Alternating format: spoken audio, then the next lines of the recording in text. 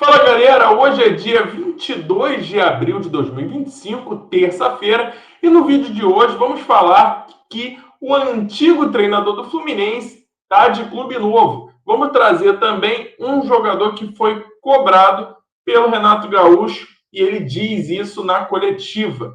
Vamos trazer o áudio do VAR sobre aquele pênalti, o possível pênalti polêmico, né, sobre o Arias no jogo contra o Vitória e informações da Copa Sul-Americana. Então, fica com a gente aí até o final e vamos nessa.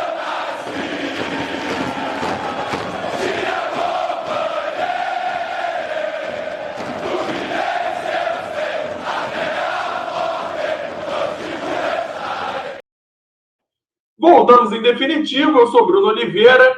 Antes de começar, pedir para os amigos deixar o like de vocês, se inscreverem no canal, ativar as notificações e siga a gente também nas redes sociais. Se você puder também dar uma moral para a gente, vire membro do canal, faça parte aí do nosso grupo, da nossa comunidade. Né? Então vamos lá, vamos falar de Fluminense. Vamos começar falando sobre Mano Menezes. Né? Mano Menezes está de clube novo, né? O velho novo clube de Mano Menezes, né? 20 anos depois está de volta ao Grêmio, né? Então, o Grêmio vai precisar de sorte aí para poder sair dessa má fase deles, né? E a solução encontrada foi com Mano Menezes, né? Então, vamos lá. Passando para próximo tema, falaremos sobre Canóbio, né? O que temos para falar sobre o Canóbio? O Renato Gaúcho, na coletiva do jogo contra o Vitória, ele é perguntado sobre o posicionamento do Canóbio aberto ali pela esquerda, né? E ele fala que é algo que ele está tentando corrigir no Canóbio, que quando a bola está do lado direito, o Canóbio ele tem que fechar para dentro da área como se fosse um atacante, né? Porque aí a gente ganharia mais um jogador dentro da área. Então, isso é algo, por exemplo, para você que acompanha o Pitaco aqui há mais tempo, é algo que a gente fala há muito tempo. Eu, principalmente, eu falo sobre isso há muito tempo, né? Porque não adianta você ter jogadores jogando de maneira aberta e quando a bola está num lado, esse jogador vai continuar aberto. Não, ele tem que fechar para dentro da área, tem que pesar a área, fazer quantidade, né? Ter quantidade de jogadores de Fluminense dentro da área, chegar com 2, com 3, com 4 jogadores. Então, isso é até uma amostra do porquê o Fluminense finaliza muito pouco, né? Porque a gente tem essa falta de material humano dentro da área para poder concluir as jogadas. E isso é algo que o Renato está cobrando do Canóbio, e ele cita, inclusive, a formação do Canóbio, né, com relação aos treinadores sul-americanos que pedem esses jogadores mais abertos. Então, é algo que o Renato está cobrando o Canóbio. Eu só não sei se o Renato vai ter a paciência para esperar o Canóbio conseguir mostrar esse resultado, né? Mas foi algo público aí dito pelo Renato e que faz total sentido, concordo 100% com o Renato nessa, né? Canóbio que vem sendo aí muito questionado pela torcida, inclusive muitos já pedindo a sua barração. Beleza? Vamos falar agora, galera, sobre o áudio do VAR, né? Que saiu o áudio do VAR sobre aquele possível pênalti lá em cima do Arias. E aí eu vou mostrar para vocês, vou falar algumas falas que foram ditas durante a gravação, né? Então vamos lá, abre aspas, né? Tem o juiz falando, né? O Matheus Candança, não consigo ver nada de irregular. Outra fala dele, teve um contato tipo um agarrão, ele sente esse contato e vai. Outra aspas para ele. Quando ele corta, não é o que impacta para poder ter a queda.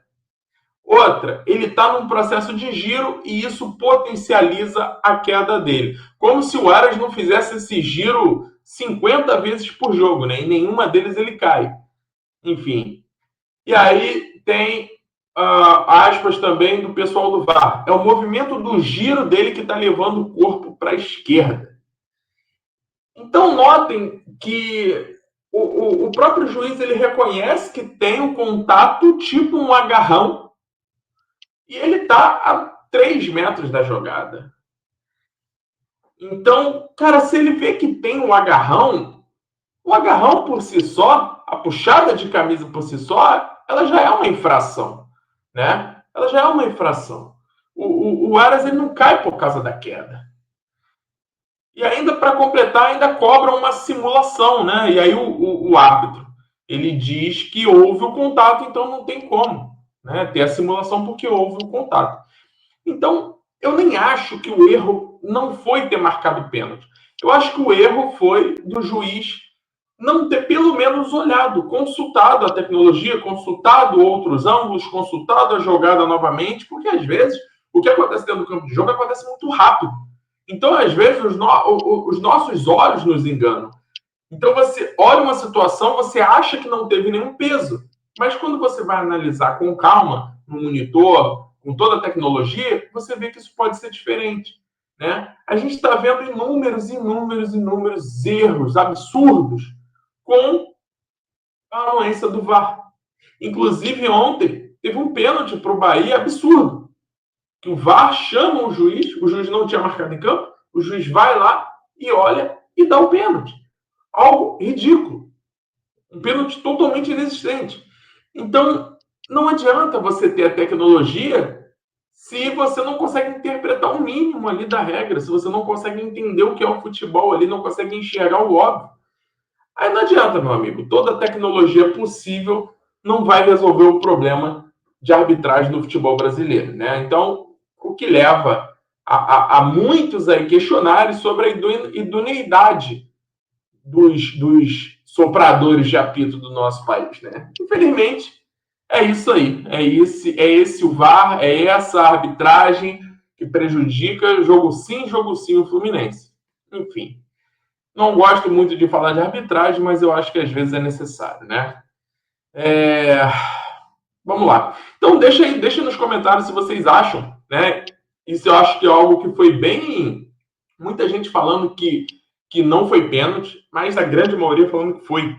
Né? Então deixa nos comentários se vocês acham que o árbitro errou, né? Eu acho que o grande erro dele foi não ter ido ao VAR. Ele poderia ter ido ao VAR e certificado o pensamento dele, de que realmente não houve o pênalti, a interpretação dele realmente estava correta. Mas pelo menos ele foi consultar. Não ter ido nem ao menos consultar, para mim é um grande erro. Tá? Vamos fechar o vídeo aqui falando sobre os relacionados para a terceira rodada da Copa Sul-Americana. Fluminense vai ao Chile nessa quarta-feira enfrentar a União Espanhola. Né? Amanhã a gente fala um pouco mais sobre esse jogo, mas a novidade é a lista de relacionados. Então, vou botar aí na tela, ó, a lista dos relacionados do Fluminense tem os seguintes nomes: goleiros Gustavo Ramalho, Kevin Vinícius e Vitor Eudes. Gustavo Ramalho, que é um goleiro de 2 metros de altura, que já vem no elenco profissional já tem um tempo. Kevin Vinícius é o goleiro do Sub-20. Vitor Eudes é o reserva imediato do Fábio, né? Zagueiros, Caio Amaral que está aí negociando para ser emprestado para o América, a gente até trouxe essa notícia aqui. Davi Schwindt, que teve oportunidades lá no início do Carioca e foi bem. Gustavo Sintra, que é capitão do Sub-20. Manuel e Thiago Santos. Laterais, Júlio Fidelis, que vem fazendo um grande ano, lateral direito, muitos gols. É um lateral baixo, mas que faz muitos gols de cabeça, né? Eu até brinquei que ele lembra muito o Sorin, o posicionamento dele. O Sorin para os mais antigos, né? Quem é mais novo não vai saber quem é o Sorin. Mas para os mais antigos, o Júlio Fidelis ele tem uma movimentação muito parecida com a do Sorin. E na esquerda, Léo Jans, que inclusive jogou na última rodada sul-americana, e Wagner, que acabou de subir do Sub-17, é lá da mesma geração do Riquelme Felipe, do Isaac, do Wallace Davi, tem 18 anos. Meias, Fabinho, volante titular, né, o camisa 5 titular ali do Sub-20, Facundo Bernal, Doman, que é um jogador que tem uma expectativa muito grande por parte da torcida, de quem acompanha a base. É um meio-campo moderno. Eu acho que a grande deficiência dele é que ele não assume a responsabilidade que ele deveria, né? Acho que é um jogador que tem muito talento, mas que não consegue ter o protagonismo. Lescano, Nonato, Thiago Henrique, que teve oportunidades também no início do ano, e o Wallace Davi, também garoto lá da geração 07. Atacantes, Everaldo, Keno, Kelvin é o Kelvão, né, que é o o centroavante titular do Sub-20, ele jogou a Copinha, né? É um garoto muito forte, apelidado até de tanque. É o 9 que a gente tem na base. O Kevin Samuel, que foi o centroavante dessa geração 07, junto com... Ele compôs um trio de ataque ali, junto com o Riquelme e com Wesley Natan. Lavega, Paulo Baier e o Wesley Natan, que eu acabei de falar aqui, que inclusive voltou da seleção sub-17, foi campeão lá, teve um papel até importante. Então, galera, são os relacionados, os jogadores que viajaram para o Chile para o confronto contra a União Espanhola. Tá? Não é nenhum absurdo, o time da União Espanhola é muito ruim, o Fluminense está muito confortável na tabela de classificação, nem o técnico Renato Gaúcho foi. Né? Isso, inclusive, é algo que uma parte da torcida criticou bastante, que é um absurdo o Renato não ter ido. Eu, sinceramente, não acho. Tá? Eu acho o Alexandre Mendes, que é o que vai no lugar dele, que é o auxiliar dele, né? É o braço direito do Renato, é um cara que o Renato tem total confiança. Então, sinceramente, eu não vejo diferença alguma aí o Alexandre ou o Renato, até porque todo o feedback vai ser passado. É uma comissão técnica, né? É por isso que existe uma comissão técnica. Então, o provável Fluminense titular, né, para esse jogo deve ser Vitor Eudes no gol, lateral direito deve ser o Júlio Fidelis, a zaga deve ser formada por Manuel e Thiago Santos, lateral esquerda, Léo Jans. O meio-campo, Facundo Bernal, Nonato e Lescano, titular aí pela primeira vez. E atacantes, Keno, Serna e Everaldo. Esse deve ser o provável time titular do Fluminense, se não acontecer nenhuma surpresa, né? Esse deve ser o time titular. Mas muitos garotos de Xerém, muitos garotos do time sub-20. Eu acho que é importante isso, tá? E o Fluminense tem tudo para voltar do jogo amanhã com mais uma vitória, né? Fluminense que é líder do seu grupo. Vou até botar aqui na tela a tabela de classificação. Né? O Fluminense é líder do grupo F. Vamos lá, tá aparecendo aí, ó. O Fluminense é líder do grupo F com 6 pontos. 6 gols pró, nenhum gol sofrido, 2 vitórias. O Once Caldas aparece em segundo com 3 pontos. União Espanhola e o GV San José fecham o grupo com 1 ponto cada um. Né? O Fluminense sai para jogar contra a União Espanhola e o San José joga em casa, na altitude, contra o Once Caldas. Ou seja, é muito provável que o Fluminense vai dar um grande passo aí para a classificação em primeiro, até de maneira muito tranquila. O San José deve bater o Once Caldas, né, jogando na altitude. O Once Caldas ele até é melhor, mas o San José joga com uma altitude muito grande. Então, um empate também não seria absurdo nenhum, mas o Fluminense está encaminhando aí para o seu primeiro lugar do grupo. E é muito importante a gente ter uma boa campanha, né? Porque os melhores primeiros colocados vão ter a vantagem de jogar por 2 resultados iguais até a semifinal, né? Lembrando que a final da Sul-Americana é jogo único, tá? Então o Fluminense, nesse momento, é o segundo melhor time da competição. Em primeiro lugar está o Huracan, que é do grupo do Corinthians, está com 6 pontos, 6 de saldo e 7 gols pró.